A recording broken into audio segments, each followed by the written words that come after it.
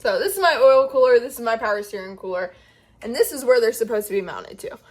Recently, I've had them zip tied up just for one event because we were in such a rush to get the car done and get it ready for Colorado just to make it through a weekend. I thought it was okay. It worked out fine. I had zero issues, but I'm not keeping that permanently because that is dangerous. If the zip tie breaks, the oil cooler falls, I lose oil, and boom goes the 1JZ. So I need to get real brackets mounted up for those. Okay, so my plan is to have it sit kind of like this. So I gotta cut the rest of this off right here. Safety glasses first.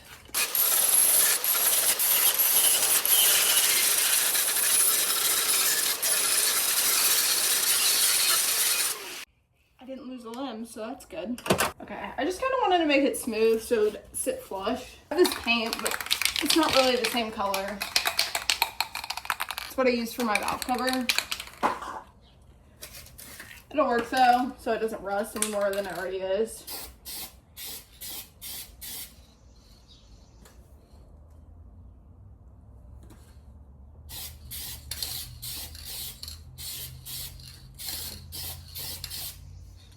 Can't see that part right there anyways, so even if I did it black, it's no big deal.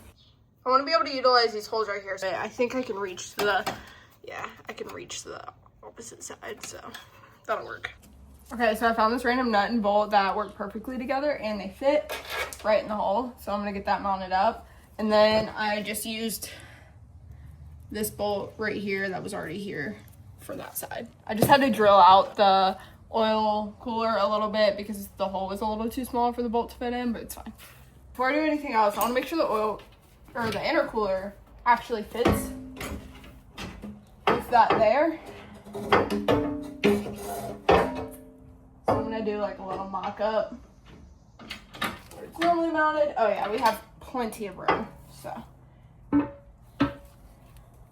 we're all good. And then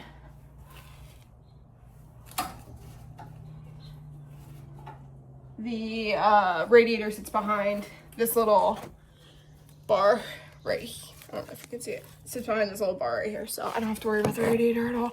Even though I am gonna cut my core support so that it sits further back on the engine because right now it's really close, and I think that's part of the issue of why it's so hot so fast.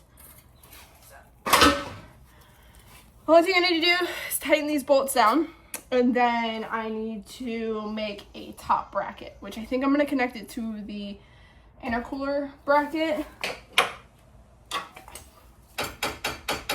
So it still moves back and forth. I want literally zero movement, which is why I'm going to make a bracket for the top part of this. And I already cut out just a piece of cardboard. Plan is to run it like this. So just like an L bracket. And then have a hole through here, and I'll just bolt this together. And then there's already a hole in the oil cooler right here, so I'll just take a nut and bolt it right there. And that should keep it very secure. It's not gonna fall off. And then I need to figure something out with this power steering cooler. I have this random piece of sheet metal. I'm sure everybody has a random piece of sheet metal in their garage, but I'm gonna use this. And then I also have a scale so I can make everything super duper straight. I don't know where my Sharpie went. You can't see it, but the floor has a ton of things on it right now. One day, I will own a lift, and it'll be really nice. Okay, I got it cut. I do want to preface, this is very thin metal. This is not supporting this being held up. This is just preventing it from rocking back and forth. The two bolts on the bottom are what is supporting this up. That is going through thicker metal. You would never put this gauge metal on a bracket if you're trying to hold something heavy up because it literally bends so easy. I just want it there so it doesn't move back and forth and it's a little bit more stable. Okay, now I have to bend this. I'm just gonna, where my mark is, I'm just gonna take it, bend it 90 degrees. With thicker metal, you would not be able to do this. And then we're gonna see if it fits exactly how I envisioned it. And it fits perfect. Because I measured once and I cut once. Measured twice and then cut once. Whatever the saying is, I don't know. I usually just wing it and hope for the best. This time I did it right.